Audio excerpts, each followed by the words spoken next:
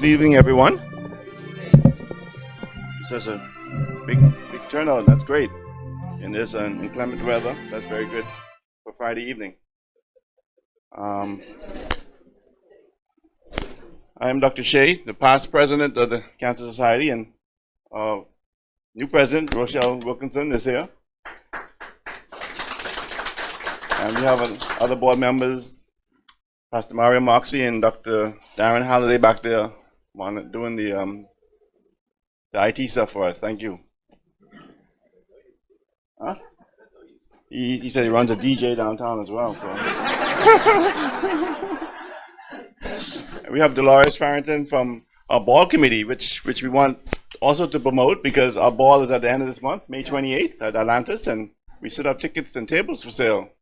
So all in part of fundraising. But tonight's meeting is to talk about a dragon boat racing and the Dragon Boat Association. We have with us from the association KK Wong from the Dragon Boat Association. She's going to bring remarks in a bit. And we have some people from out of town. We have Mary Gibson all the way from New Zealand. She's part of the International Breast Cancer Paddlers Commission. And as you may know, she's going to talk about the benefits of paddling with persons with breast cancer. But I won't spoil her thunder, but she's going to talk about it. And we also have Trish from Fort Lauderdale. She will be one of our trainers this weekend, and I hope to see the same crowd tomorrow and Sunday at our training sessions, where we do training sessions to try and promote how to paddle the boats properly and what is expected of the participants in our dragon boat race. Our dragon boat race will be in August, and I think KK will give us a bit more information on that. But I'll let KK come up now, and she'll give us a little bit of the history of how the dragon boat came about in the Bahamas. As you know, it's a very new and novel sport, and hopefully it'll take off like in New Zealand and in Trinidad and Philadelphia and in Fort Lauderdale where other races are held. But throughout the world, it's been a very big enthusiastic crowd that participates in this race. So hopefully the Bahamas will get it. It will not only benefit us in terms of physical activity, but it probably will bring some tourists to town as well when the actual race is held. And I think because it's so new to us, we still have to build on that, and that's what the Dragon Boat Association will definitely do in the future. So KK, come, it's your event.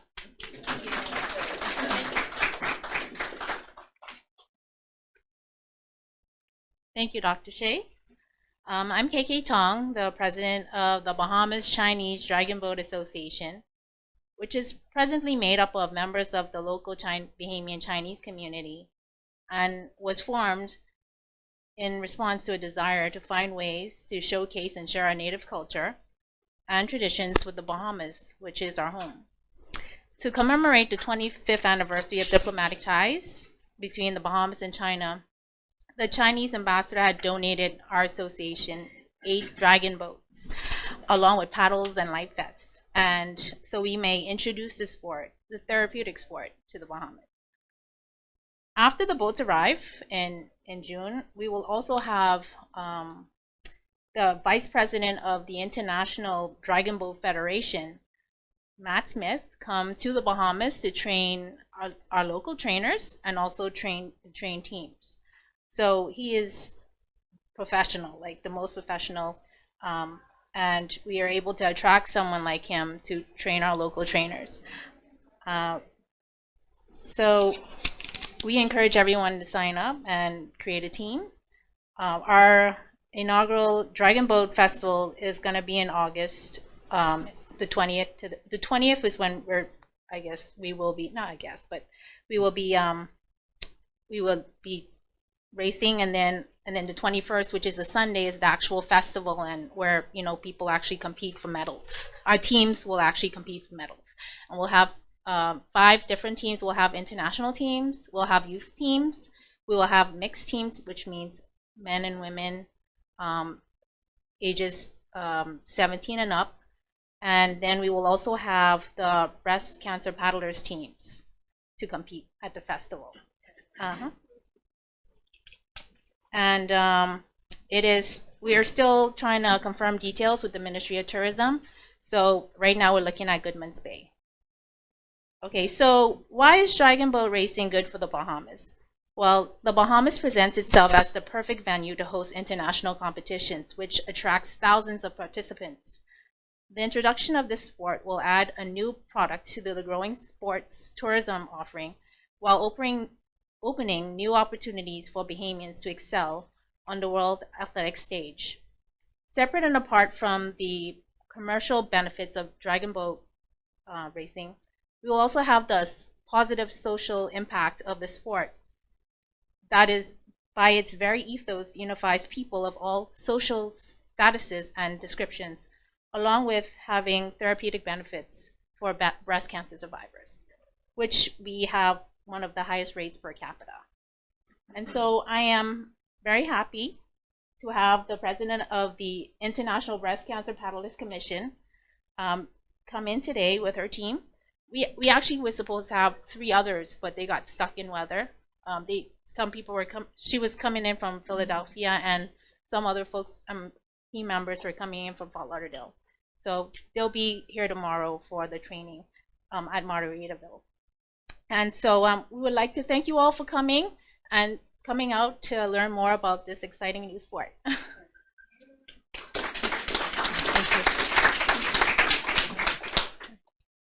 In planning this trip, I was to go to Trinidad, no, that's too close, to Trinidad and Tobago first, then to Cuba, and then to the Bahamas.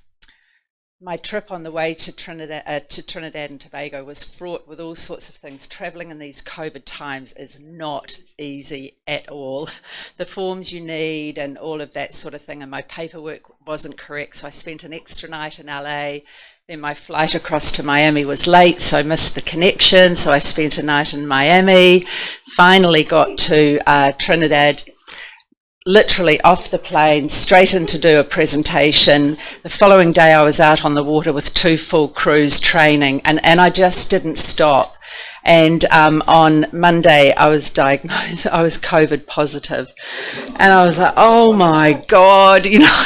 So my part of the trip was to come here was then in jeopardy and was going to literally cancelled. So Betty Solly, who's our membership director, from who was coming in from Philadelphia, was to step in and to take my place, and now she's stuck on the tarmac in Fort Lauderdale. So oh my goodness, it's interesting, but here we are.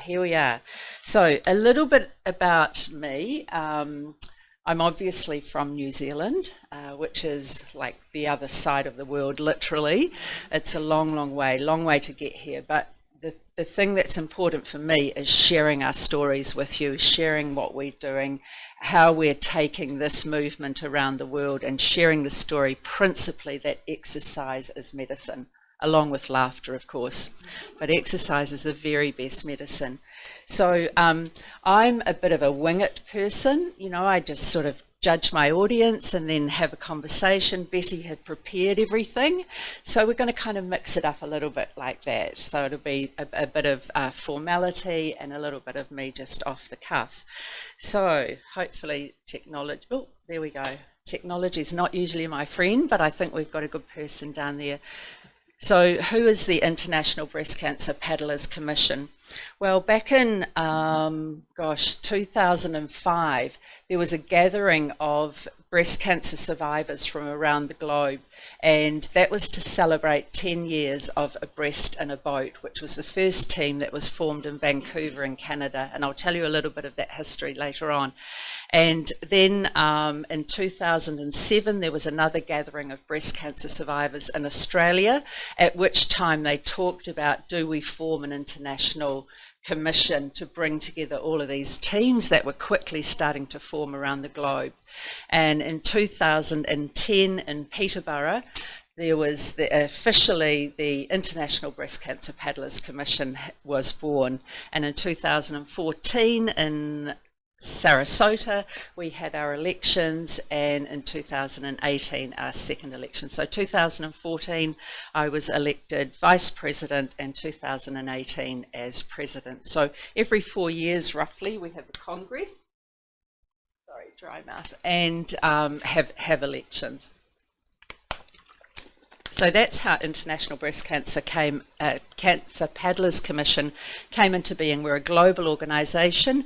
Currently, we kind of started from zero. 25 years ago was when the movement first started, and we're heading for 300 teams, which equates to about 10,000 direct members globally.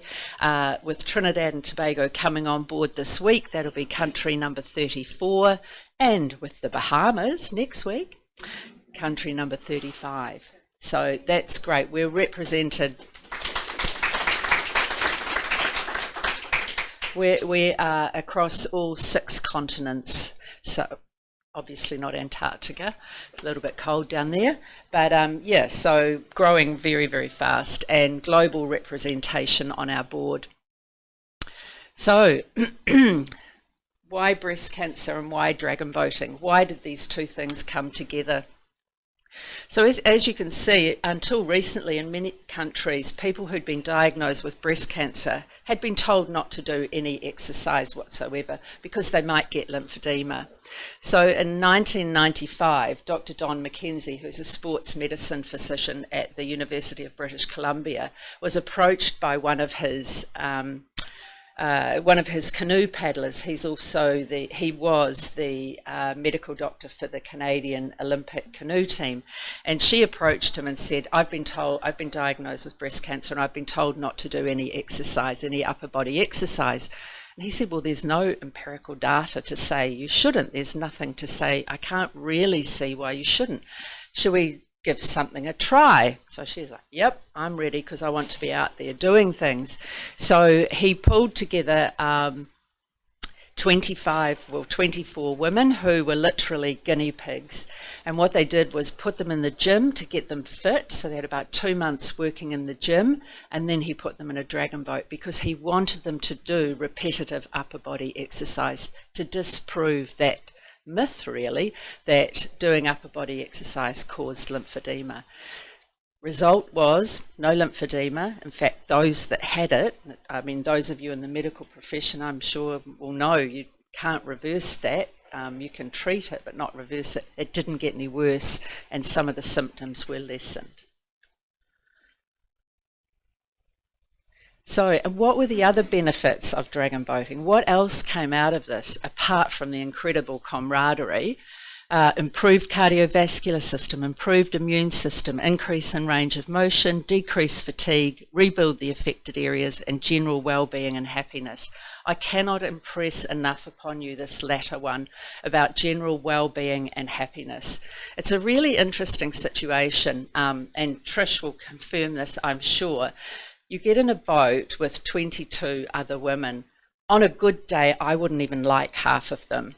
You know, seriously, I would not even like half of them. But somehow we become really good friends because we've got this shared adventure that we're on. I don't want to call it a journey. I get really tired of hearing the word journey. It's an adventure. We're having fun out there.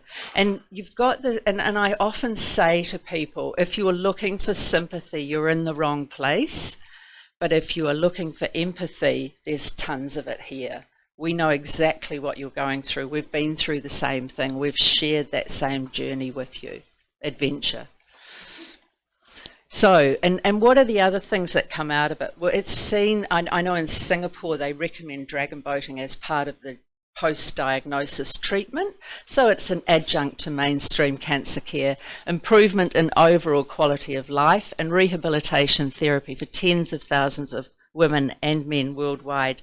Last year, whilst we were waiting around for the world to open up, I set up a medical advisory panel as part of the International Breast Cancer Paddlers Commission. Our job is not to talk about medical aspects. That's your job. That's the medical people's job. Our job is to save your spirit. But if we can help disseminate information that is really appropriate and relevant, then we can do that through our medical advisory panel. All of the people on that panel are associated in a medical background somehow. They have direct touch points with breast cancer survivors. They are also breast cancer survivors themselves, and they are paddlers, so they know exactly what's going on. And that's been really, really interesting, because we've been sent some great research that's happened in the last few years, and we can then just say, here it is, take from it what you will. This is, it's passed through a filtering process. The other thing that we set up, and we talk about men here, a lot of people do not realise that men get breast cancer. Why should they miss out? I mean, seriously.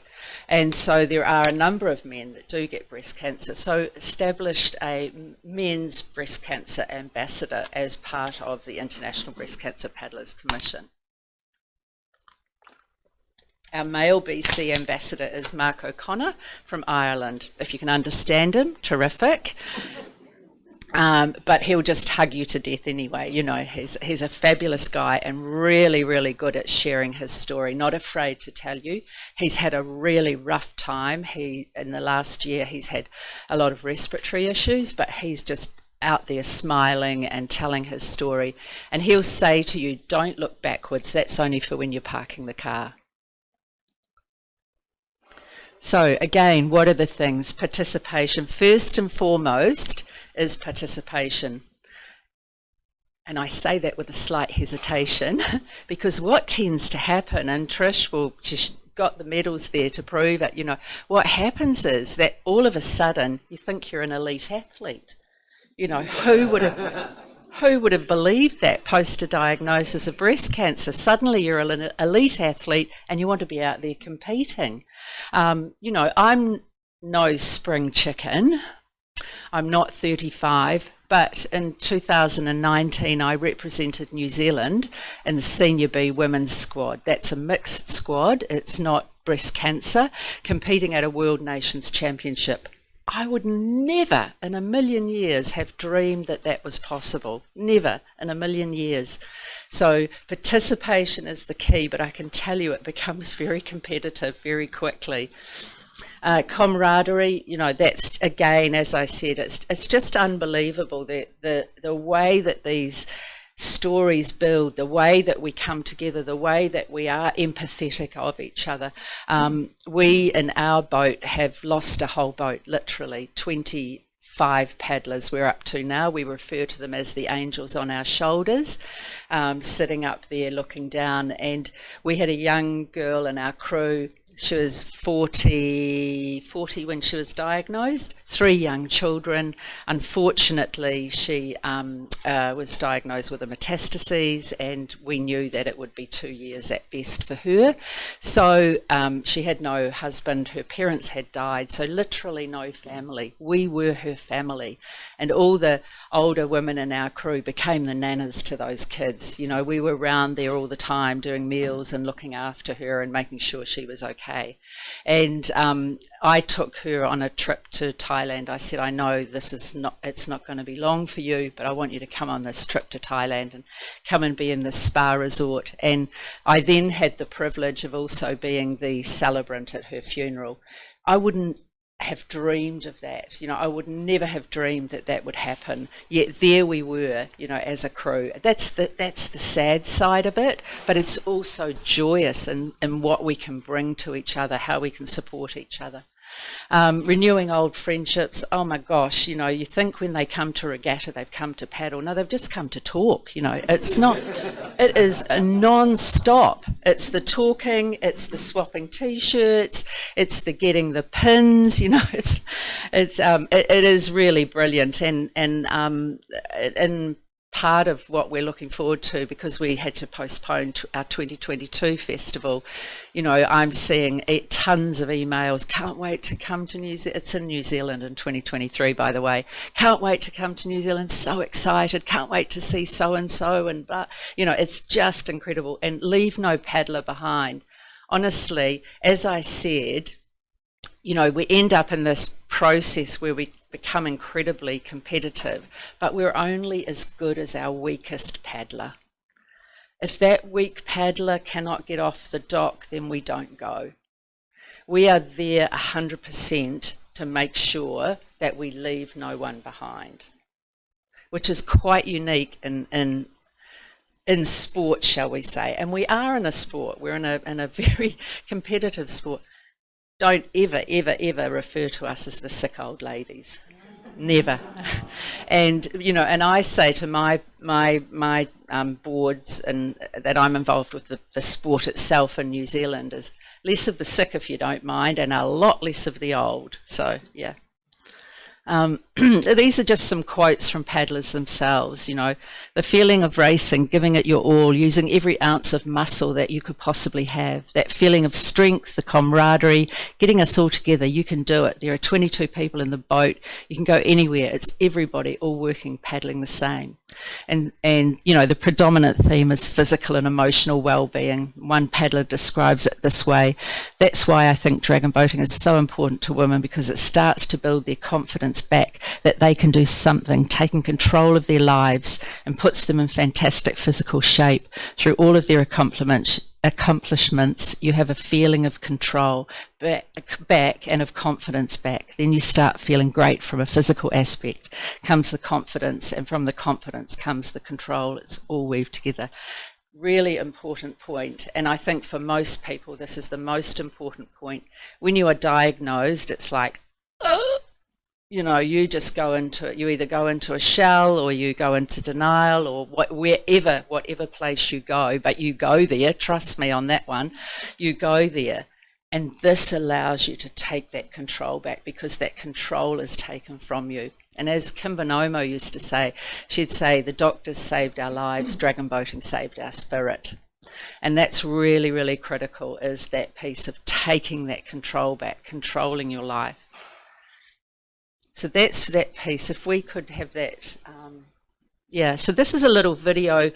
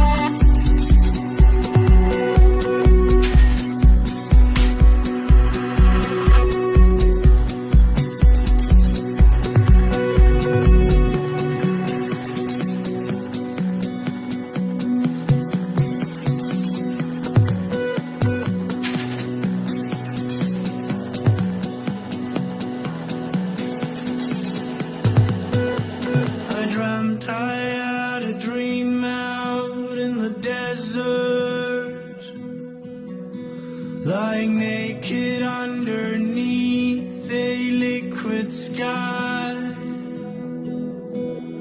I had no past as time was moving backwards, just the burning sun reflected in my eyes. Burning sun.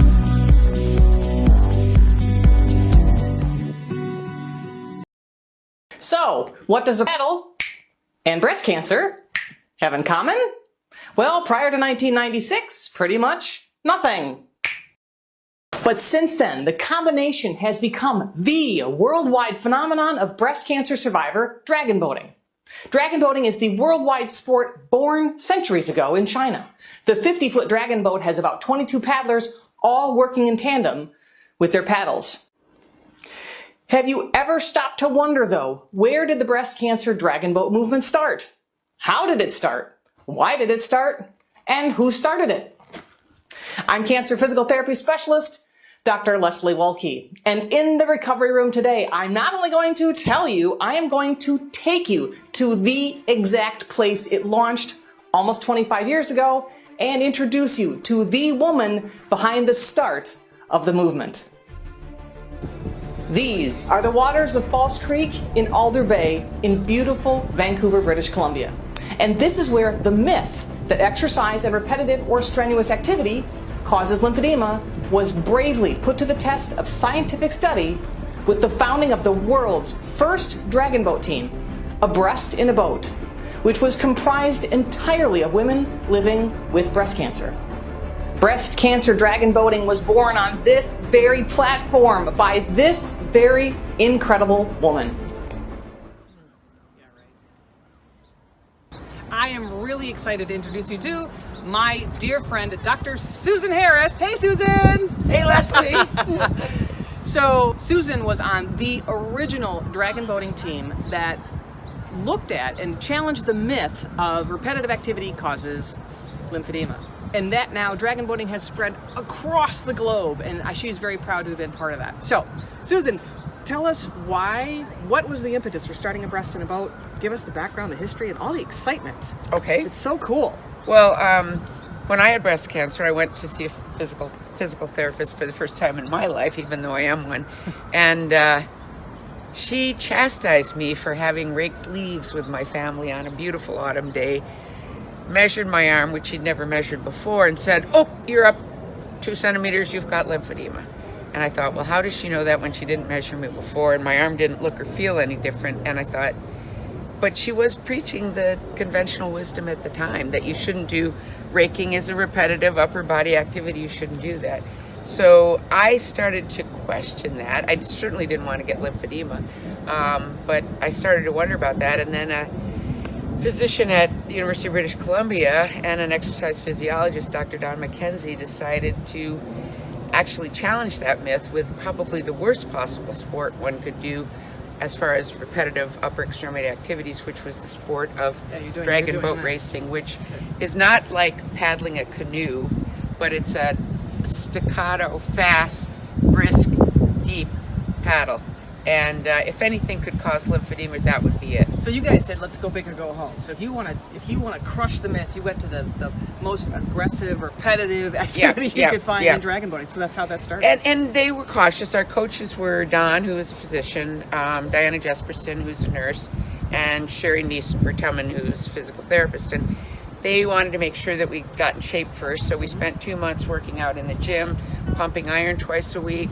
We were supposed to do aerobic activities 3 times a week for at least 30 minutes at a time. So they weren't just going to throw us in the boats without getting ready first. Yeah. So they strengthened you, then they trained you how to properly do the technique and be safe, and then they trained you in the boat, and then they raced you. And how many people there were 22 people in the boat. 24. 24. Oh yeah, you got the drummer in the back. Yeah, you got the steer person. How many of those people that were paddling got lymphedema, Susan? 0. All right. Did you hear that? 0. So that paper was published, and it started a ripple effect literally across Vancouver, across Canada, across the United States, and literally across the globe. So there are now dragon boat teams in how many countries? 25 different countries around the world, I think, at least, if not more. There are a couple hundred breast cancer dragon boat teams. Yeah, I certainly know that there are some in my community, and my patients are dragon boat. Yeah, so, yeah. So just goes to show you how sometimes you have to go out of your way to break myths and break stereotypes, but do it safely, do it smart, and do it with a researcher. The data is that if you can get your arm fully flexible, it's fully strong, and anytime you do something new with your arm that you gradually increase what you're doing, you put your arm at no increased risk of lymphedema. Actually, if you're healthy and strong and fit and of normal body weight, your risk actually of getting lymphedema goes down. So, thanks, Susan. Always good to see you. So, Dr. Susan Harris, one of the original dragon boat racers. I'm Dr. Leslie Walke, signing out from the recovery room from the beautiful shores of False Creek in Vancouver. We'll talk again soon. Beautiful British Columbia.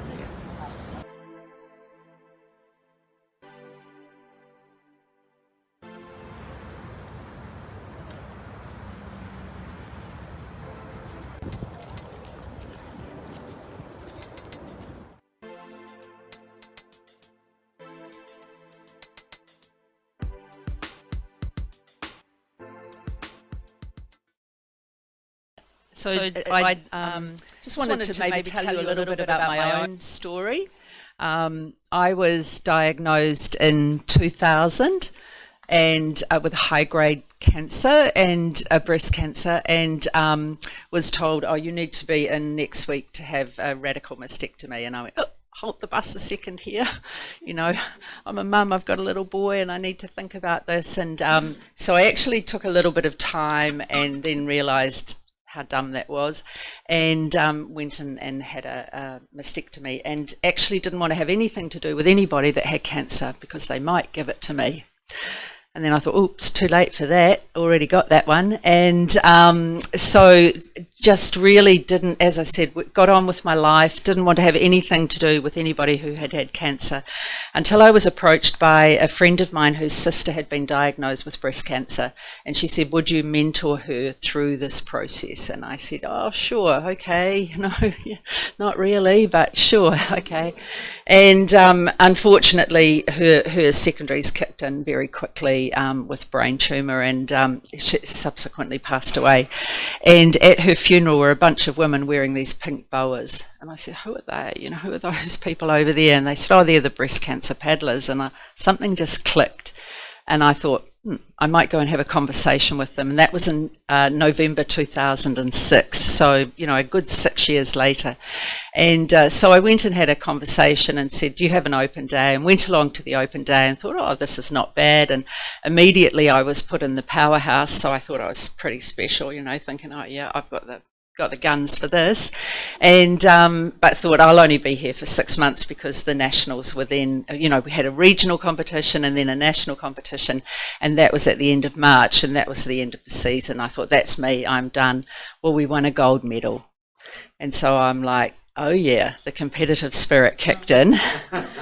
I hung around and then got very involved with the sport itself, and establishing the sport as a regional sports organisation in my home province, and then the following year became involved in the national body also with the sport, and there's a 10-year term on each of those, so I sat out my 10 years on all of those, becoming chair and president, and it was a little bit before that I became involved with the International Breast Cancer Paddlers Commission. So I've seen it from both sides, what I call the able-bodied and the breast cancer, and have seen how people interact and evolve and come through this whole process. And the best part for me now is being in this position and being able to share not only my story, but share my expertise and skills with people and show them what an incredible life you can have post a diagnosis of breast cancer. So that's probably it for me. Trish wants to say. When I first joined the team, I remember standing there looking around the room and saying, oh God, a support group. I am not a support group person at all. I'm here to paddle, I'm here to be on the water, you know? And the funny thing is, nobody ever talks about breast cancer when you're on the water. It's just, we are there to have fun. We don't talk about it, we don't dwell on it, but when you need it, when my sister got metastatic breast cancer, all of a sudden, my teammates know the best second opinion to get. They got us in everywhere that we needed to be. It's an incredible support group. So. Thank you. Thanks, Trish. And I wanted to say also that there is absolutely no age barrier in this, but I thought that little old lady, I couldn't keep up with her, because little did I know she'd been a national cricket player. So she was as fit as anything, you know, and I'm like, oh my God. Anyway, so there is no age barrier, but our oldest paddler at the moment is 79. Not allowed to tell anyone that, so keep that in this room. But she's 79, and every year she'll say, because I'm the team captain, she'll say, oh Mary, you know, if you don't need me, I'll go, Barb, in the boat. And so she'll just hop in the boat and she competes the whole season with us, you know, and then she'll say, oh, this year I'll retire. And, oh yeah, good on you. And she shows up and she comes back because she said, you young ones keep me young. And I think that's the key. That's the key, yeah. So look, I'm happy to take any questions, anything. Ask me anything except how old I am. But You know, you can ask, yeah, no, seriously, you can ask me anything you like.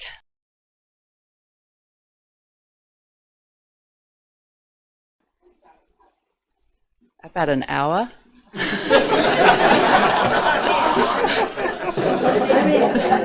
So literally, you know, if you show up on the dock, so we go out 3 times a week. On a Tuesday, this is in the season. We have 4 seasons in New Zealand, and it's very cold in the winter, too cold to go out. So, you know, we train from 6 till 7 on a Tuesday, 6 till 7 on a Thursday, and 9 till 10 on a Saturday.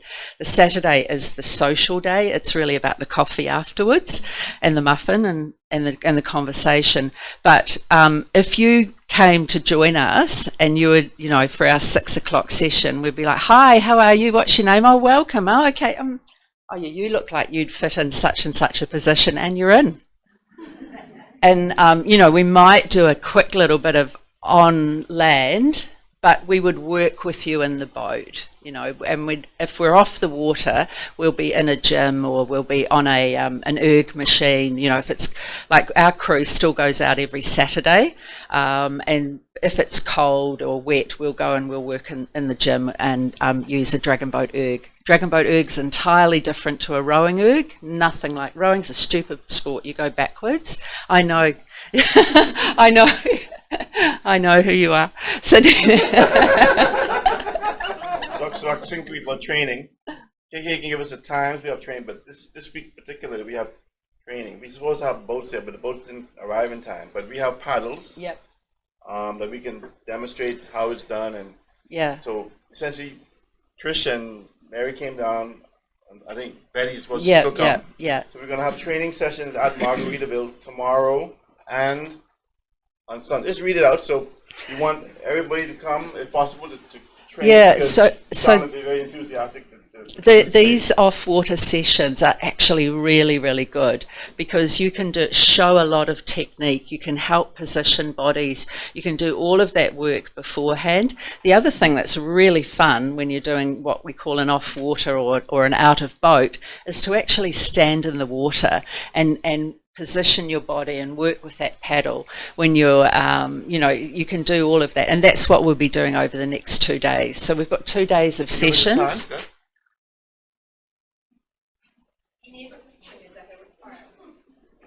No.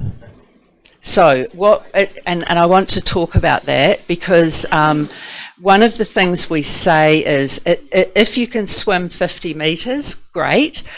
If you can't, wear a life vest. Wear a life vest. We practice capsize drills.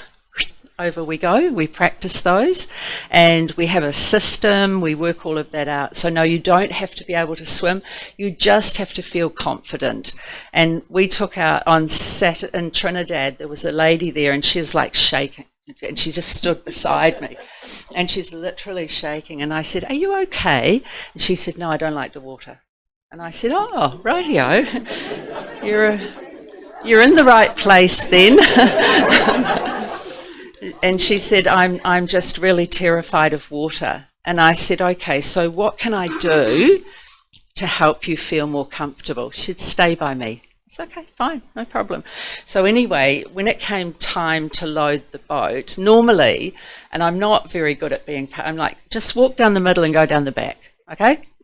No, I'm a little bit more polite than that, but hop in the boat and off you go and find your spot. But what I did with her husband was there, and he was incredibly supportive. And I said, would you be a gentleman and carry her down the boat? So he actually did it on the outside of the boat and put her in and sat her in. And when it came time to get out, she wouldn't get out. And I said, are you okay? Are you going to hop out? She said, no, I want to do another session with you. I went, oh, okay, sure, stay. So, that's happened to me not only there, but also in Brazil. So had a similar situation with someone who was petrified, and we actually tipped, not intentionally.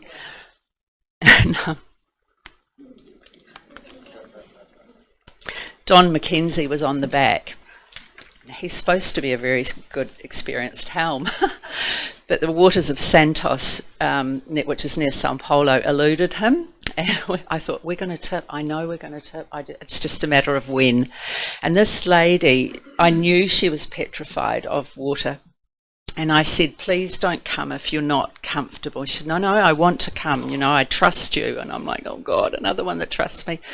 And so anyway, we went out and we tipped, and I just made sure we've got a process that we go through if anything like that happens. So I made sure she was okay. And I said, do you want to go back in on the chase boat? Because, you know, the chase boat's right here. We can put you on it because I'm going to swim the boat back to the shore with, you know, 4 or 5 other people. It's easy once it's tipped to just push it back in rather than try and right it and jump in it. So I said, you know, do you want to go on the chase? She said, no, I'm staying with you. And I'm like, oh, God. And the tears were streaming down her face. And I thought, oh, no, we've done it now. We've lost this one, you know. And what I didn't realise was she said, these are tears of happiness. She said, I've overcome my fear of the water. And thank you. And I'm like, oh, God, thank God, you know, because you just don't know what's going to happen. But if you kind of exude a confidence and calmness, then people will react to that. So, yeah, to answer your question. But coming back to the times, Saturday there's a 10 till 12 session and a 2 till 4 session. Have you noted how many people are here? We expect to see them all tomorrow, don't we? We expect them to see them all tomorrow. Exactly. And Sunday there's a 10 till 12 and a 2 till 4. And you're more than welcome to come and spend some time with us. Come both days too? Come both days? Come both days. Yeah. Come one, come all. So it's at Margaritaville Beach Resort. But any other questions? Yes. How different is it with dragon boat paddling on the beach with waves, etc.? Okay, so in New Zealand, we're a water country like you. We're surrounded by water, the whole country. But we paddle on lakes, rivers, and in the ocean.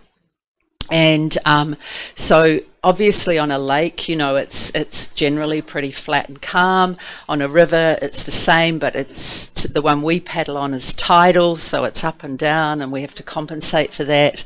And then in the ocean, they tend to stick closer to the shoreline. And if there's a swell, you just paddle with it. You just go with it. What we say when there's a little bit of a swell running is reach for the water. So you actually have to work a lot harder to reach that water. So it takes a bit more concentration. It's a water sport. You're probably going to get wet. So we tend to wear, a racerback singlet and just some. Most of us, I tell you what, breast cancer paddlers get the best gear. You know, they get the best gear. We've got more gear than we know what to do with. And it's all about looking good on the water. So, we have the paddling pants with the padded butt because your butt can get a bit sore. We have the seat pad, we have the gloves, we have the glasses. It's not necessary. Just show up as if you're going to the gym, Seriously. But we end up with the best gear, and that becomes part of the whole thing as well, is like, ooh, what are we going to wear this time? We have the best paddles but because people want to support breast cancer survivors, and that's a way of doing it. It's a way of people being visible and yet wearing the gear that's like, this shirt, for instance, we've got a partnership with a company that's in Australia, but they produce product all around the world, and so this is generally this kind of top, a quick dry wicking top that'll dry quickly if it gets wet. But because it's hot, racerback singlets for women are generally what we wear, and a 3/4 pant or something. The 1st of June, as I understand it, is when Matt Smith is coming. And honestly, if you can get an opportunity to train with Matt, his dragon boat business, 22 Dragons, they're the Canadian national championships, and they kind of win everything. So Matt's a really good trainer.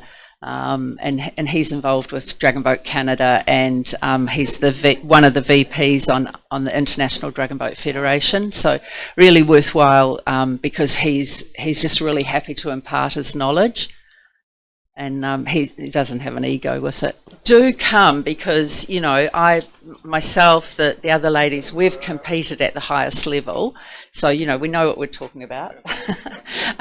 We do know what we're talking about, but what we bring, I guess, is a slightly gentler approach than some of the guys who can really work you hard.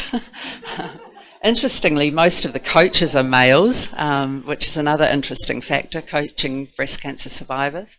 And have a look at our website, the ibcpc.com. You can have a look at for the festival next year, which is in New Zealand, and have a look at those things. There's a ton of videos out there, really, some really good videos showing technique and timing and everything. But, you know, the best thing is to put it into practice. That's the best thing. I keep coming back to exercise as medicine, and I know that we talked with Dr. Christine about obesity being an issue, particularly in the Caribbean, and so this is a great way to get into it, because nobody's going to, you know, body shame or anything like that. And I try and set a pyramid, so your small ones at the front, building up to tall, and back to smaller ones at the back. So I'm 5'10", and so I'm in the middle of the boat. I'm a powerhouse paddler. I'm strong. You know, my body to weight ratio. You know, I can. But a little person can't sit where I sit, because they simply are not going to be able to reach the water. So the only time you get a boat that's really consistent is usually school kids. You know, they tend to be similar size, and you can set a boat. But no, not at all. And these ladies, you know, and I moved them around, and they were terrific. They were really terrific, and they just loved the fact that I'm like, no, I want you in the powerhouse, and they were just great. And yeah, so no size. The seats are narrow; they're not wide, you know. But if you're positioned right, if you're sitting right, if your butt's in the right place, it all works. So you say position in the boat is critical. Yeah, So the better paddlers are in the back. No, there is no such thing as a better paddler. Remember what I said, leave no one on the dock. You're only as good as your weakest paddler. The position is more about size and height. Weight and distribution. Yep, and that's distributing that weight over the boat, and you try and get your bigger, stronger paddlers in the middle, because then they can put in power. So at the front you have your strokers, they're setting the pace, they're usually smaller, they're fitter, usually. Not always, you know, often they can be slow and steady. And so I refer to it as a car yard. So in the front you have the Ferraris, the show-offs, and they're getting that thing up and going, they're going like crazy, paddling hard out, you know, getting that boat moving. In the middle you've got the big V8s, bringing the power into that boat, and in the back the Mazda rotaries winding us up and going. Got to have a whole bunch of cars in a car yard. Can't be all the same, that's boring. So yeah, it's yeah. We're 2010 we had a massive, and 2011 a massive series of earthquakes. We had a lot of Filipinos and Irish come to New Zealand, come to Christchurch to help us in the rebuild. 6,000 Filipinos came to Christchurch, 600 Irish. They drank and then they left.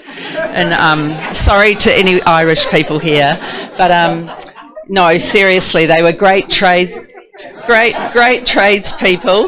Great tradespeople. But the Filipinos predominantly stayed. We've got a full Filipino crew in Christchurch. And so as part of my role with the national body, I import the merchandise for them. And the Filipinos said, oh, we see you're bringing in those Hornet paddles. Hornet are beautiful carbon fibre paddles. When you get into this a little bit more, you'll want the carbon fibre paddle. And the Filipinos said, can you organise Filipino ones for us? And I went, well, if the whole crew wants them, sure, we'll bring them in. So, you know, it's just about working ways and being accommodating. But look, I'd really encourage that, really encourage it, because the Filipinos are very competitive on the water. How long are the races and how long does it take? Time and distance? Yeah, time and distance. Okay, so we run 200, 500, 2K. Some regattas will run a 1K as well. And initially 500 would be exhausted. dying, and it would take us about 3 minutes 20 to do a 500 metres. We're now at 2 minutes 20.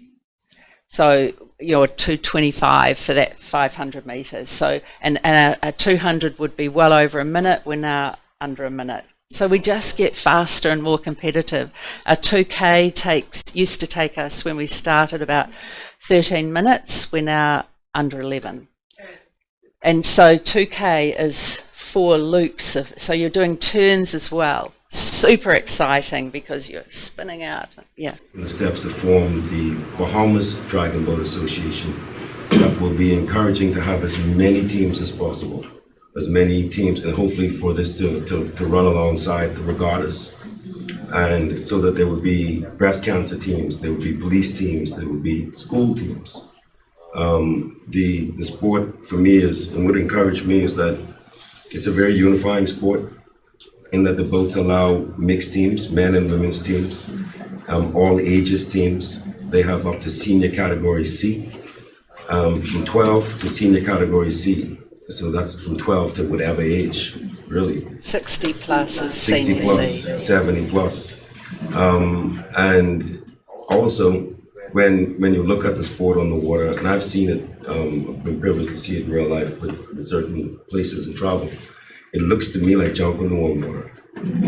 All right, and so you got a guy beating a drum, and these brightly colored boats, and sometimes they have flags and ribbons on them, and everybody in unison, which is to me very much, if anybody could do that and do it well, we can. And do it in a way that would probably add a certain panache and a certain style to it that, done Bahamian ways, is going to be even more exciting. And with the festivals around the world, as you saw, there's a lot around it. There's the parade of the boats. There's a lot of showmanship. There's and a lot of competition. And all of that, again, to me, lends well to the Bahamas and the whole Bahamian experience.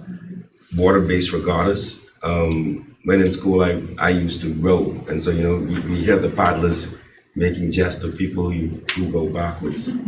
But even in rowing, it always struck me with the lakes that we have even in the province, but every island has lakes, has inland water, that the Bahamas does not have a rowing tradition, does not have a competitive rowing tradition, does not have a competitive paddling tradition. It seems that, to me, we are really genetically made for this type of sport, and genetically made to thrive in this type of sport.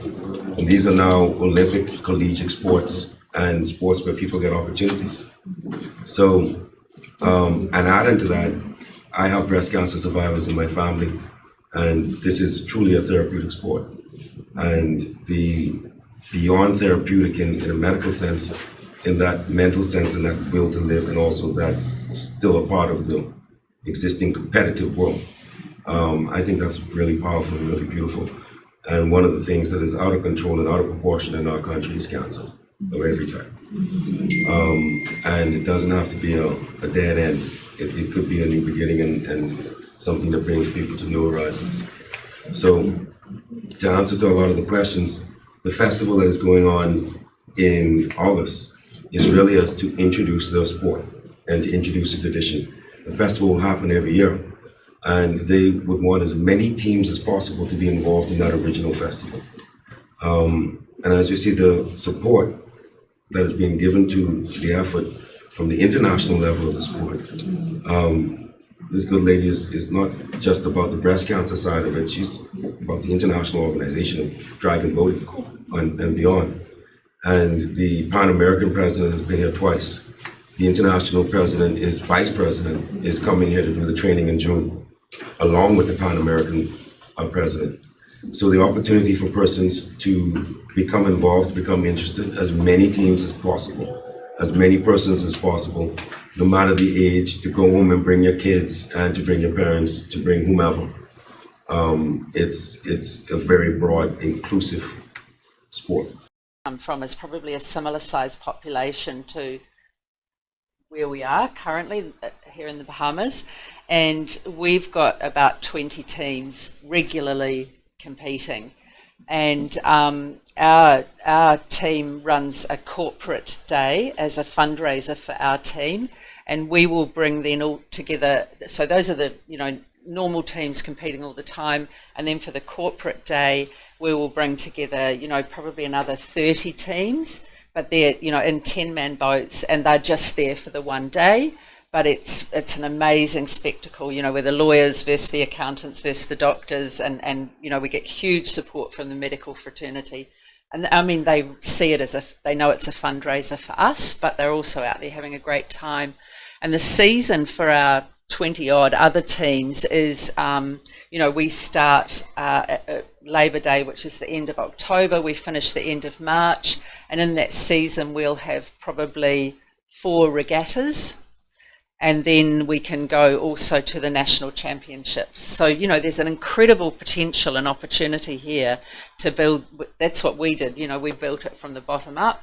And there's an incredible opportunity to do that. And you see this generational movement through the sport as well, where I've seen, guys, and then their kids are coming along and competing, and then their kids are ending up helming the back of a boat. And I'm like, where's your dad? Oh, he's too old. I'm doing it now. And you just kind of see this, and it's really terrific, because the sport has no age, as John said, it has no age barrier whatsoever. And it doesn't matter, answering your question about size or race, religion, creed, none of those things matter. It's just about getting out in the boat there and working together. And really, there are no...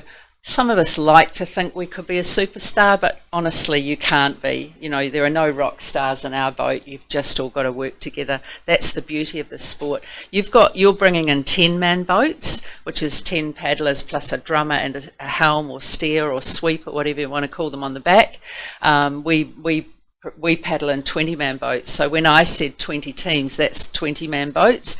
So there's no reason why you couldn't double that if you've got 10-man boats. So, you might not have enough boats. You might need to get some more. But, incredible opportunity for you to take this, really build this sport in this location. Because, as I said, if I compare it with my own, own home in Christchurch, we're not big, we're small.